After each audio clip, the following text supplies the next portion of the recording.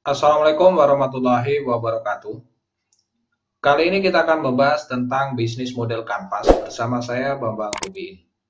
Pada video sebelumnya kita sudah membahas tentang bisnis model di bidang IT. Kita juga sudah membahas bagaimana pengertian atau apa yang disebut dengan bisnis model.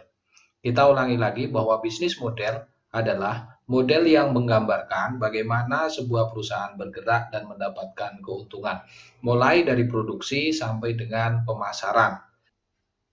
Kegiatan dari awal sampai akhir sehingga perusahaan mendapatkan keuntungan. Nah, kali ini kita akan membahas tentang bisnis model kanvas.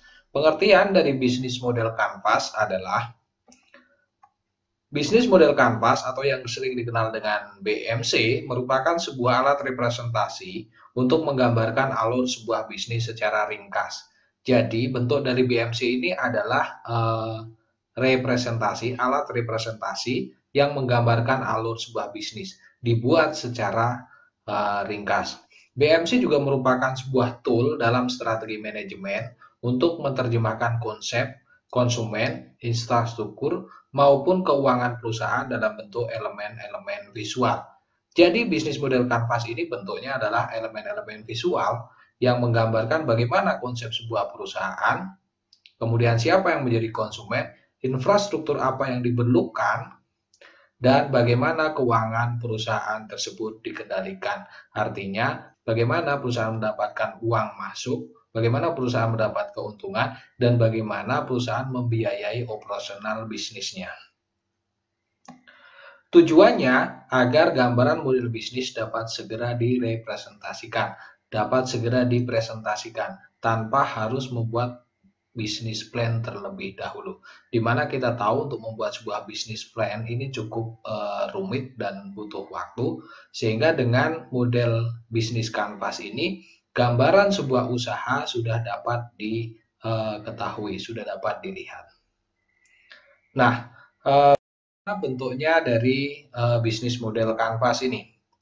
Jadi bisnis model kanvas ini terbagi menjadi 9 bagian atau 9 blok dari model kanvas ini. Kita lihat di sini ada 9 blok, mulai dari yang pertama yaitu customer segment, kemudian yang kedua adalah value proposition, yang ketiga adalah channel, yang keempat customer relationship, yang kelima revenue stream, kemudian yang keenam ada key activities, dan ketujuh ada key resources, 8 ada key partner, dan 9 ada cost structure. Nah, 9 komponen atau 9 blok ini menggambarkan bagaimana sebuah bisnis ini bergerak. Kita mulai dari yang pertama, yaitu bagian customer segment.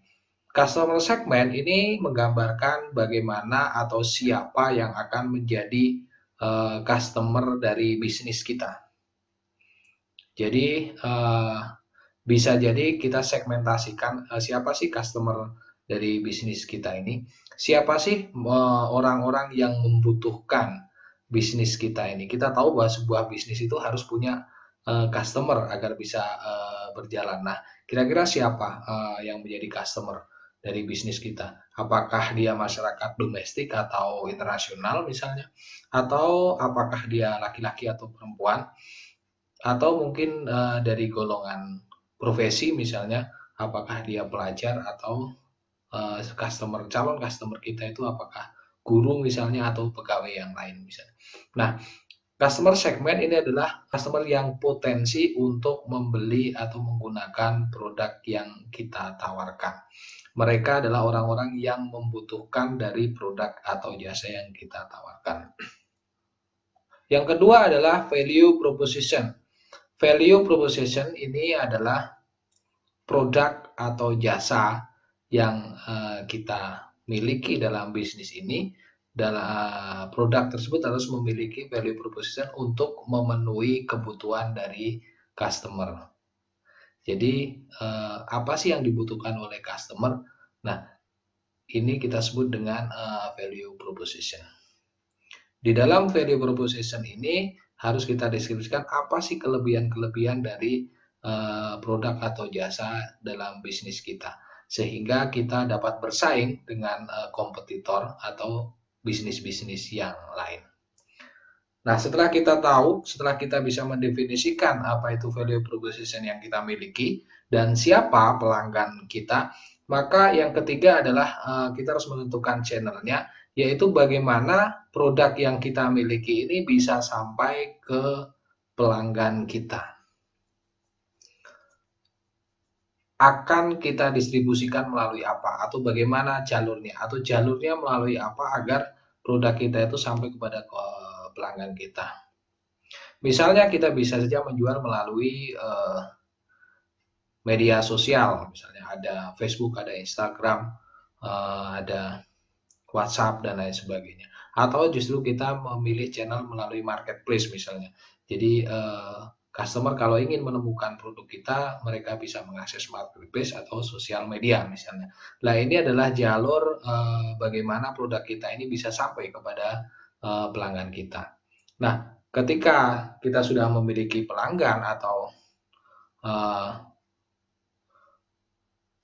produk kita sudah bisa sampai kepada pelanggan, maka yang keempat yang harus kita pikirkan adalah bagaimana customer relationship. Bagaimana kita menjaga hubungan dengan pelanggan kita. Artinya, apa sih yang perlu kita lakukan agar pelanggan itu loyal terhadap bisnis kita.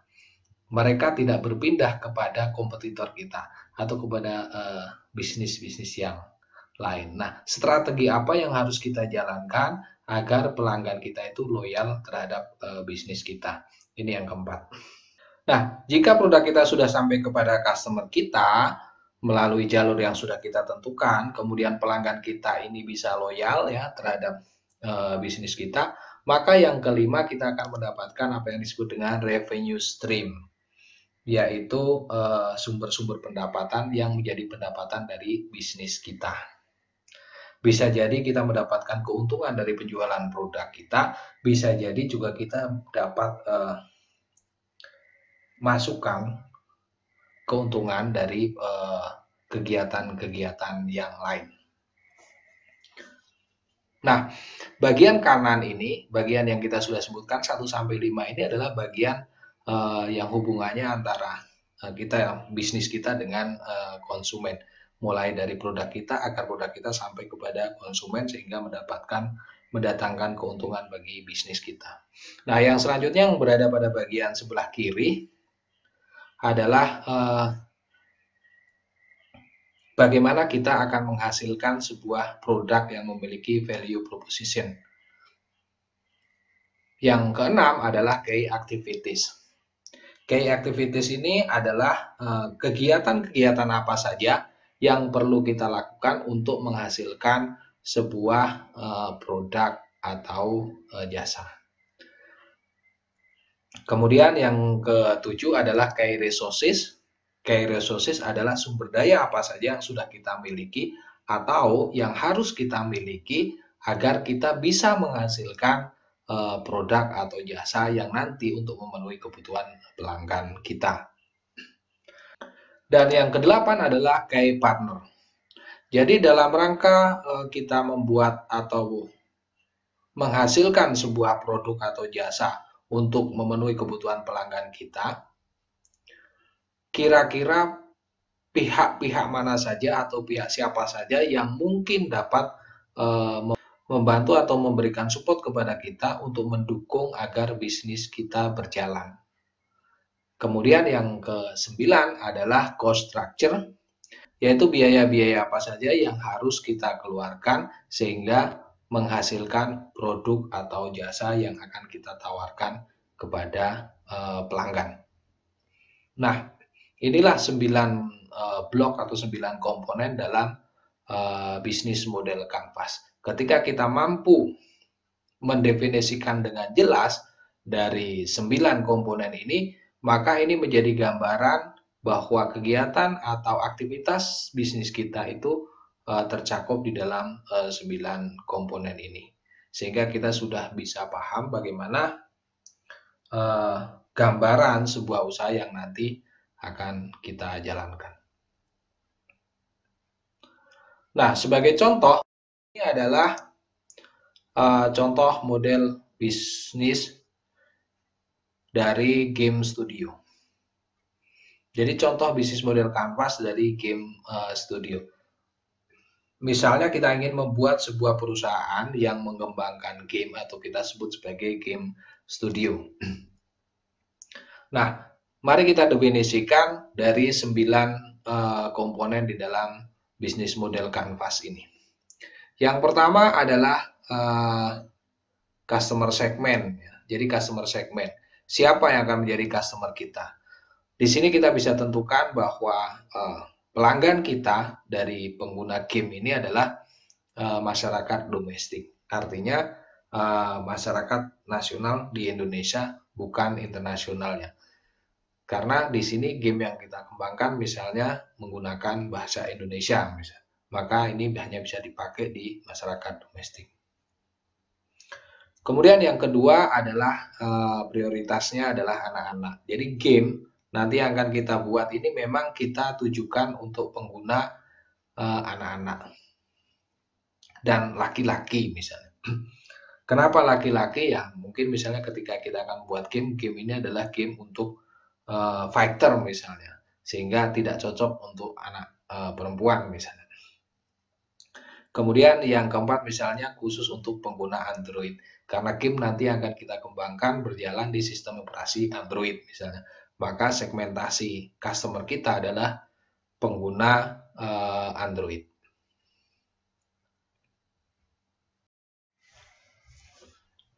Nah, setelah kita menentukan customer segment, berikutnya adalah value proposition. Apa yang menjadi keunggulan dari produk atau jasa dalam bisnis kita ini, sehingga mampu bersaing dengan kompetitor-kompetitor yang lain. Misalnya, game yang akan kita buat adalah game yang berkapasitas kecil, kemudian memiliki tampilan 3 dimensi, dapat dimainkan multiplayer misalnya, dan di dalam game ini mengandung unsur edukasi. Game didesain secara menantang misalnya, dan di dalamnya ini ada 50 level game, sehingga cukup menarik karena levelnya nggak selesai-selesai misalnya. Keunggulan yang berikutnya misalnya ada customize avatarnya. Jadi pengguna nanti bisa mengcustomize avatar mau model seperti apa misalnya. Dan yang berikutnya adalah setting latar di dalam game ini berada di Indonesia misalnya. Nah, ini adalah keunggulan-keunggulan. Nah, ini adalah keunggulan-keunggulan dari game yang akan kita buat. Berikutnya, bagaimana game ini bisa sampai kepada pelanggan kita atau calon pengguna kita. Customer potensial pengguna game yang akan kita buat. Maka kita tentukan channelnya, melalui jalur seperti apa game ini akan sampai kepada calon pengguna kita. Nah, kita tentukan di sini bahwa game ini nanti bisa diakses melalui Google Play Store, misalnya bisa di-download di Google Play Store, misalnya. Kemudian selain itu, game ini bisa diakses melalui website. Jadi untuk mendapatkan game ini bisa di-download dari website misalnya. Atau yang ketiga, channel yang kita pakai adalah social media advertising, di mana kita akan mengiklankan game kita ini di sosial media seperti Facebook, Instagram, dan lain sebagainya. Nah, kita pastikan bahwa jalur ini adalah jalur yang nanti dapat ditemukan oleh pelanggan kita dalam mencari produk kita atau untuk menemukan produk kita.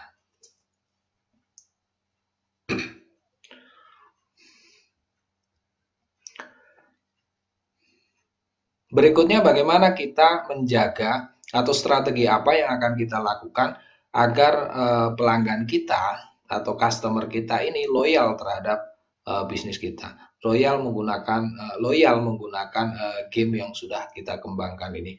Misalnya strategi yang bisa kita lakukan adalah dengan memberikan bonus permainan. Jadi setiap permainan selesai dalam setiap levelnya, misalnya ini akan ada bonus banyak yang bisa diperoleh oleh customer. Atau yang kedua, kita akan memberikan gift ya, berupa kaos misalnya atau aksesoris yang lain yang bisa diperoleh atau yang bisa kita berikan kepada pelanggan-pelanggan kita yang loyal menggunakan aplikasi kita. Atau mungkin yang ketiga adalah dengan kompetisi berhadiah. Jadi pengguna-pengguna game kita ini satu saat bisa melakukan kompetisi dan pemenang dari kompetisi ini nanti bisa mendapatkan hadiah, misalnya berupa uang tunai atau hadiah yang lain.